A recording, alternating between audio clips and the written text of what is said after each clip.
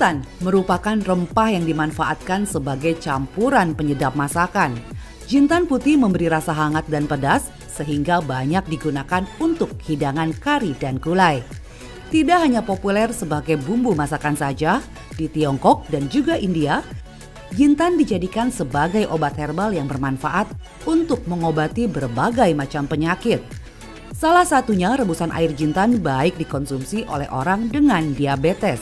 Karena rebusan jintan dianggap dapat menjaga kadar gula dalam tubuh tetap stabil.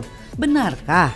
Akan dijawab oleh ahli herbal Dr. Tania Ingrid di segmen kali ini. Penyakit jantung juga disebut sebagai silent killer karena penyakit ini dapat timbul tanpa gejala yang berakibat seseorang mengalami gagal jantung. Pola hidup yang tidak sehat dapat menjadi salah satu pemicunya. Mitosnya, rebusan jintan baik dikonsumsi untuk menurunkan kolesterol dan mencegah risiko penyakit jantung. Benarkah itu fakta atau mitos? Itu adalah fakta. Pada penelitian hingga uji klinik, terbukti bahwa konsumsi rebusan jinten dapat menurunkan kadar kolesterol total, kadar trigliserida, kadar kolesterol jahat atau LDL kolesterol, dan meningkatkan kadar kolesterol baik atau HDL kolesterol. Selain itu, rebusan daun jinten juga bersifat kardioprotektif dan bersifat anti-aterosklerotik. Artinya, ia mampu melindungi jantung dan mencegah terbentuknya plak kolesterol pada dinding pembuluh darah. Sehingga rebusan daun jinten akan membantu mengurangi risiko terjadinya penyakit jantung. Kanker menjadi salah satu penyakit yang menyebabkan kematian. Penyakit ini dapat berkembang pesat tanpa terdeteksi. Menurut hasil riset kesehatan dasar Kementerian Kesehatan Republik Indonesia, prevalensi kanker di Indonesia mengalami peningkatan. Pola hidup yang tidak sehat dituding menjadi salah satu pemicunya. Mitosnya, mengonsumsi rebusan jintan membantu mencegah kanker. Benarkah itu fakta atau mitos ya? Itu adalah fakta. Jinten mengandung senyawa-senyawa aktif yang bersifat antioksidan serta mampu mencegah terbentuknya sel kanker serta menghambat pertumbuhan daripada sel kanker. Hal ini terbukti pada uji in vitro maupun uji praklinis yang dilakukan pada sel kanker hati, sel kanker lambung, dan sel kanker serviks atau leher rahim. ASI berperan penting bagi bayi. Selain meningkatkan ketahanan tubuh, ASI juga membantu pertumbuhan tulang. Sangat penting bagi seorang ibu untuk menjaga kuantitas dan kualitas ASI-nya. Mitos fakta selanjutnya, konsumsi rebusan jintan membantu meningkatkan jumlah ASI.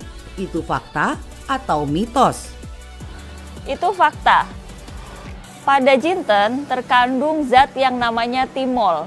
Timol ini bersifat merangsang atau menstimulasi kelenjar susu sehingga produksi ASI akan semakin meningkat. Selain itu, jinten juga kaya akan vitamin-vitamin dan mineral seperti vitamin A, vitamin C, mineral zat besi, tembaga, kalsium, kalium, dan zinc yang akan meningkatkan kualitas daripada ASI sehingga ASI kaya akan zat-zat atau senyawa asam linolenat dan asam-asam lemak yang berguna seperti yang rantai panjang tidak jenuh. Menjaga imunitas tubuh di masa pandemi adalah kunci untuk terhindar dari paparan virus corona. Berolahraga dan mengonsumsi makanan dengan gizi seimbang dianggap mampu menjaga imunitas. Lantas, bagaimana dengan jintan? Karena mitosnya rebusan air jintan baik dikonsumsi untuk meningkatkan imunitas tubuh. Itu fakta atau mitos ya? Itu fakta. Jinten sudah lama memang dipakai oleh nenek moyang kita untuk meningkatkan imunitas tubuh. Selain itu, pada penelitian terbukti bahwa jinten itu bersifat imunomodulator. Artinya, jinten itu dapat meregulasi respon imun dengan meningkatkan kinerja daripada sistem imunitas. Misalnya, dengan meningkatkan produksi dari limfosit T. terutama sel limfosit T helper.